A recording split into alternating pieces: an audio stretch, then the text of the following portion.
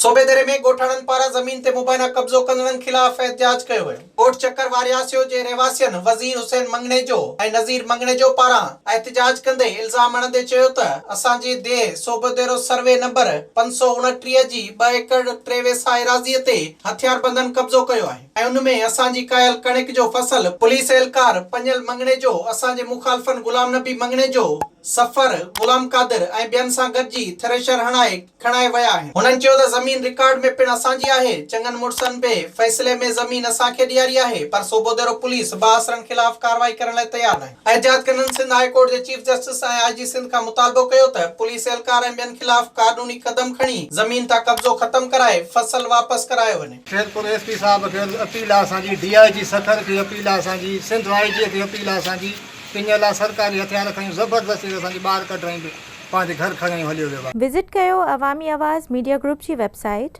awamiawaz.pk